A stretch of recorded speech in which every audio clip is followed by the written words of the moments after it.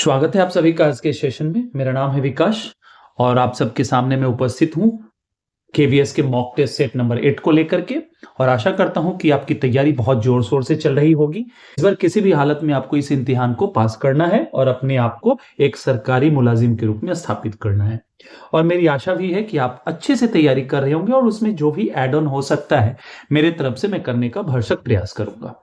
अभी जितने भी क्वेश्चंस आप कर रहे होंगे पिछले 1-2 सेशन से आपने देखा होगा कि कोई पर्टिकुलर टॉपिक पे किया जा रहा है। जैसे देखेंगे टेंस पे है, कोई आपका कंजंक्शन पे है। तो ये सेट 10 तक ऐसा चलेगा। उसके बाद हम देखेंगे कम से कम 5 से 7 आपके सामने ऐसे सेशंस लाऊंगा जो एग्जैक्टली आपके एग्जाम को फील करा देगा। You can simply say that will be exam before exam. तो बस करना क्या, ये सब आपके एक जो है ना पिलर के रूप में काम करेंगे, ये आपके बेस को बनाने के लिए काम करेंगे। बस करना है क्या, हर एक उस कॉन्सेप्ट को नोट डाउन करना है, उस पर प्रैक्टिस करना है। आपके पास जो भी ऑथेंटिक ग्रामर के बुक्स होंगे वहां से जाकर के आप प्रैक्टिस जरूर करें, क्योंकि क्लैरिटी आपको वहीं से मिलती है। ठीक है, तो चलिए बिना देर के आज के सेशन की शुरुआत करते हैं। पहला क्वेश्चन है, कहता है ही वर्क वेरी हार्ड। उसने काफी मेहनत की, बहुत ज्यादा मेहनत की। He couldn't clear the examination. लेकिन हुआ क्या, काफी मेहनत करने के बाद भी परिणाम क्या हुआ, उनके पक्ष में नहीं गया। अर्थात यहां उन्होंने एग्जामिनेशन को क्वालिफाई नहीं किया। ठीक है, अब देख रहे हैं यहां पे एक स्टेटमेंट है, एक इधर है हमारा, और इन दोनों के बीच क्या है, कॉन्ट्रास्ट है। कॉन्ट्रास्ट का मतलब होता है कि विरोधाभास, मतलब एक जो अपेक्षा है उस चीज को प्राप्त नहीं किया जा रहा है। क्लियर है, इस स्थिति में हमें एक ऐसे कंजंक्शन की आवश्यकता होती है जो इस तरह के कॉन्ट्रास्ट को शो करे। अब यहां देखेंगे कि जितने भी आपके यहां पे ऑप्शंस हैं, इनमें से देख रहे हैं सिर्फ और सिर्फ आपका ऑप्शन नंबर बी है जो कॉन्ट्रास्ट को शो करता है। एंड का प्रयोग करते सामान्यतः दो चीजों को जोड़ने के लिए। आप ऐड करते हो किसी चीज में, कोई फैक्ट्स है उसमें आप ऐड करते चले जाते हो। क्लियर है, और वही बट का प्रयोग हम करते हैं कॉन्ट्रास्ट को बताने के लिए, कॉन्ट्राडिक्शन को बताने के लिए। क्लियर है, सो का प्रयोग करते हैं रिजल्ट के लिए, इसका भी प्रयोग करते हैं रिजल्ट के लिए, कारण बताने के लिए। अब इन दोनों में थोड़ा सा डिफरेंस है। क्या है, अगर आपने पहले कोई कारण दे रखा है कि पहले किसी भी चीज के होने का कारण पहले है और रिजल्ट बाद में है, तो हम वहां पे सो का प्रयोग करते हैं। और जब आपने रिजल्ट पहले दे रखा है और बाद में आप कारण बता रहे हो कि ये रिजल्ट किस कारण से प्राप्त होता है, उस स्थिति में हम बिकॉज का प्रयोग करते हैं। क्लियर है, ये चीज ध्यान रखना है आपको। तो चलिए नेक्स्ट की ओर बढ़ते हैं। नेक्स्ट हमारा कहता है she is more smarter than her sister. कहता है वह जो है ज्यादा स्मार्ट है, ज्यादा समझदार है। किसकी अपेक्षा, अपने सिस्टर की अपेक्षा। क्लियर है, अब क्या करना है, इस सेंटेंस को इंप्रूव करना है। जिस भी पार्ट में आपको लगता है कि there need some improvement, you can go for that. Clear, so देखेंगे यहां पे हमारा मोर स्मार्ट, मोर के साथ हम स्मार्टर का प्रयोग नहीं करते। क्यों नहीं करते, इस पे चर्चा होनी चाहिए। कहता है देखिए स्मार्ट का कॉम्परेटिव डिग्री होता है, we have the comparative degree of smart, that is smarter. When we have already, then we do not need to make it double comparative. क्यों, देखते हैं मोर का हम प्रयोग हम वहां करते हैं ना जहां पे जिस भी एडजेक्टिव का कॉम्परेटिव डिग्री नहीं बनता है। क्यों, क्योंकि मोर जो है itself is the comparative form. क्योंकि हम जानते हैं मच का प्रयोग करते हैं अनकाउंटेबल के लिए और वहीं पे हम मेनी का प्रयोग करते हैं काउंटेबल के लिए। इन दोनों का कॉम्परेटिव डिग्री होता है मोर और सुपरलेटिव डिग्री होता है मोस्ट।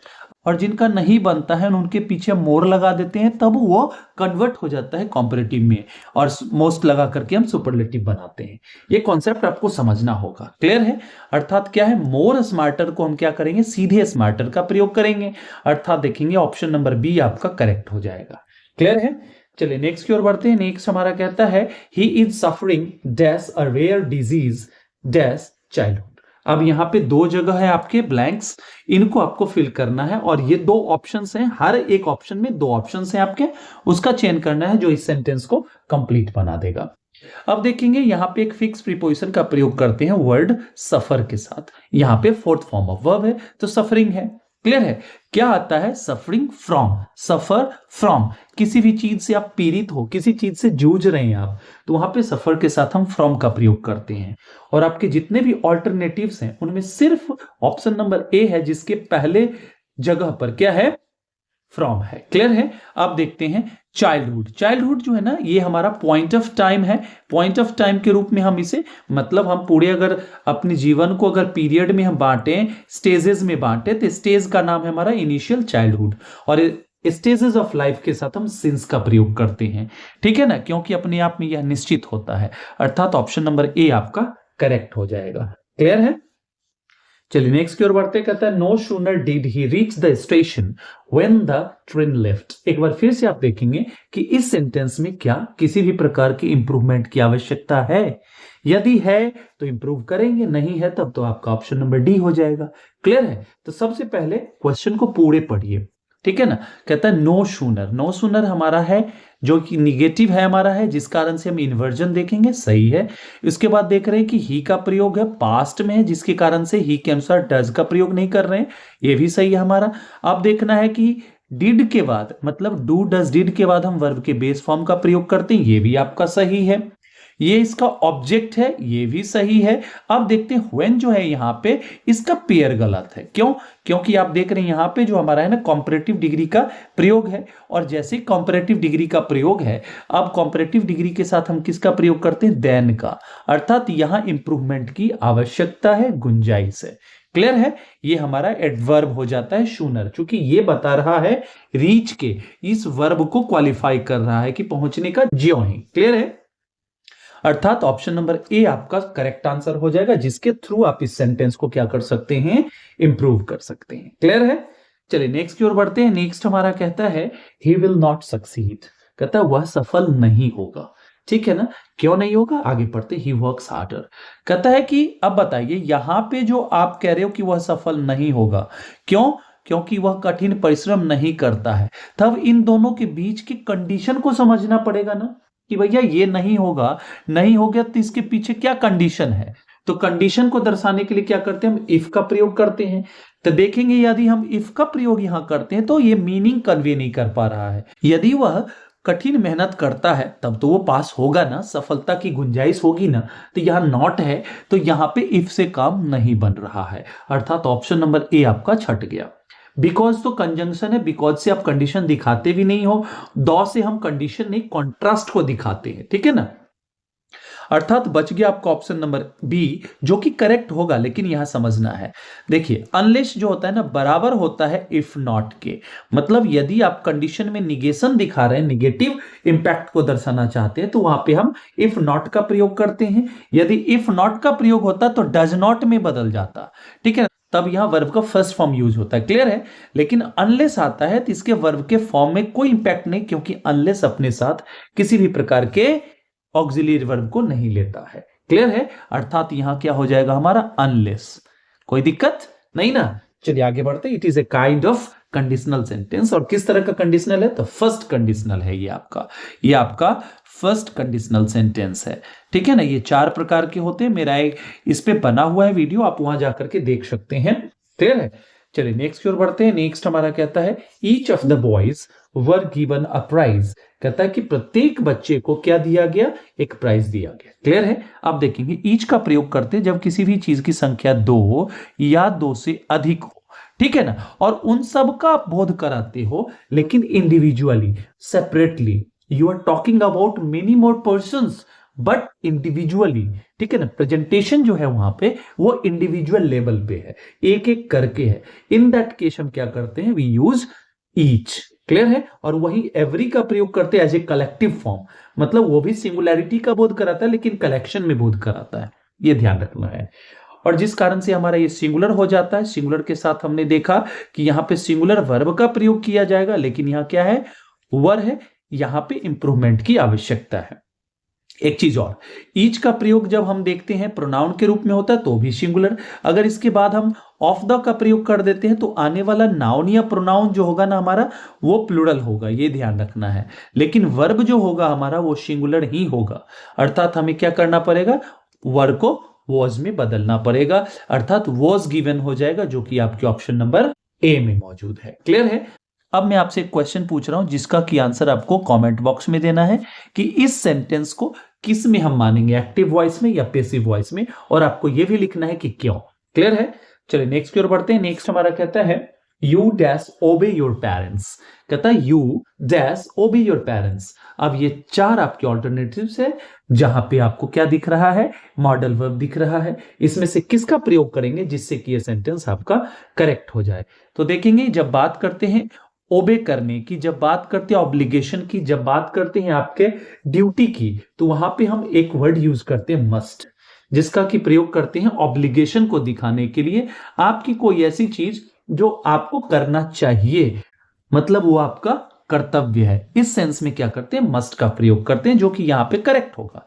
कैन से हम मोस्टली क्या करते हैं, एबिलिटी दर्शाने के लिए प्रयोग में लाते हैं। इसका मतलब ये नहीं है कि सिर्फ और सिर्फ हम इससे एबिलिटी ही दर्शाते, इससे आप गेस भी करते हो, फ्रेंडली रिक्वेस्ट भी करते हो, बट ये जो मोस्ट ऑफ द टाइम्स जो है ना एबिलिटी को दर्शाता है। मे से हम क्या है, पॉसिबिलिटी की बात करते हैं। फिर एक बार अगर आप रिक्वेस्ट कर रहे हैं किसी से, जैसे हम फॉर्मल रिक्वेस्ट की बात करें, तो वहां पे हम मे का प्रयोग करते हैं, पॉसिबिलिटी को सबसे ज्यादा हम दर्शाते हैं। क्लियर है, ये ध्यान रखना है।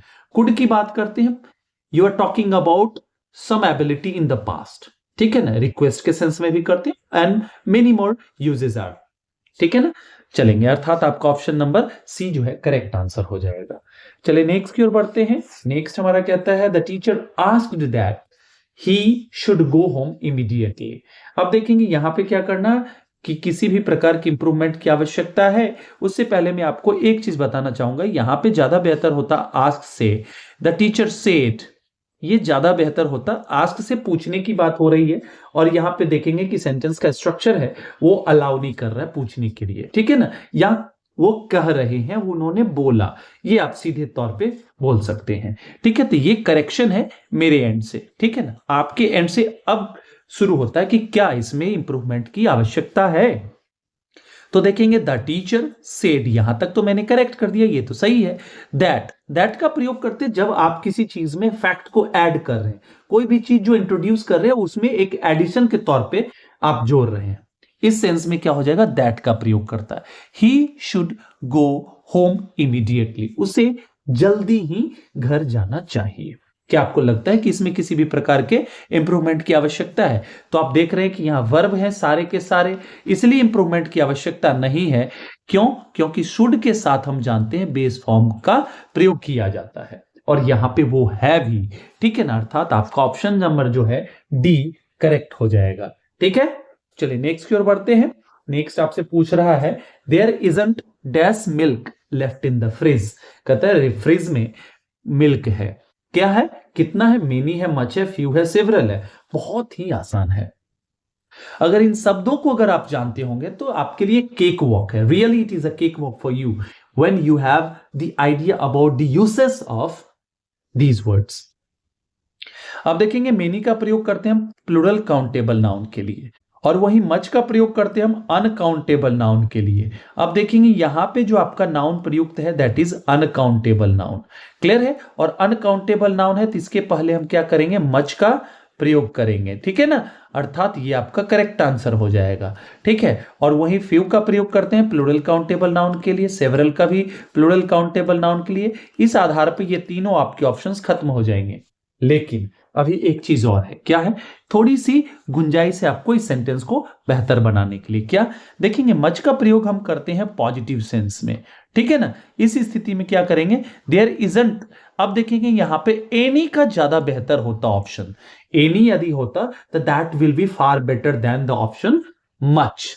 ये ध्यान रखना है, क्योंकि एनी का हम प्रयोग करते हैं निगेटिव सेंस में या फिर इंट्रोगेटिव सेंस में, ये ध्यान रखना है आपको, ठीक है। तो इस सेंटेंस को आप क्या कर देंगे, इसको रिप्लेस कर देंगे एक नए ऑल्टरनेटिव एनी से। क्लियर है, इस बात का आपको खासा ध्यान रखना है, ठीक है। चलिए नेक्स्ट की ओर बढ़ते हैं, जो कि आज के सेशन का लास्ट क्वेश्चन हमारा है। कहता है he is one of the best player in the team. अब फिर एक बार क्या करना है आपको, सेंटेंस को इंप्रूव करना है।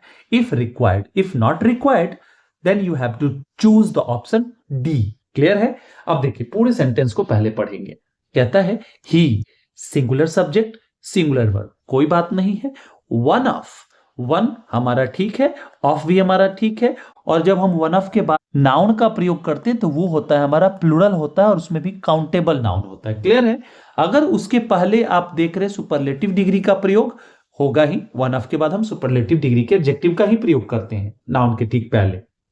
इस स्थिति में देखेंगे उसके पहले किसका प्रयोग करते हैं, आर्टिकल द का प्रयोग करते हैं। यहां तक तो पूरा सही है।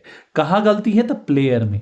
यहां पे क्या होना चाहिए, प्लूरल काउंटेबल नाउन होना चाहिए, अर्थात प्लेयर्स करना पड़ेगा हमें प्लेयर को, अर्थात आपका ऑप्शन नंबर ए जो है आपका करेक्ट आंसर हो जाएगा। अब आप कहेंगे कि सर बेस्ट प्लेयर्स, बेस्ट तो है ही, कोई बात नहीं, ये एरर है, टाइपिंग एरर है, यहां पे कुछ और होना चाहिए था, ठीक है ना। और प्लेयर तो है ही, प्लेयर तो रखना नहीं है आपको, क्लियर है, अर्थात आपका ऑप्शन नंबर ए जो है यहाँ पे करेक्ट आंसर हो जाएगा। क्लियर। आई होप कि आपको ये सेशन बहुत ही मजेदार लगा होगा। अगर ऐसा है तो अपनी राय जरूर कमेंट में शेयर करें कि आपको ये सेशन कैसा लगा और किस तरह के सेशंस आपको चाहिए, या फिर आप टाइप करें, जरूर टाइप करें कि किस टॉपिक में आपको ज्यादा दिक्कत है, तो मैं उस पर्टिकुलर टॉपिक पे आपके सामने वीडियो लेकर के प्रस्तुत होऊंगा। चलिए, till the time we meet next, happy learning and keep evolving. Thank you so much. खेलते रहिए, खिलखिलाते रहिए, मुस्कुराते रहिए, और इस बार केवीएस पार।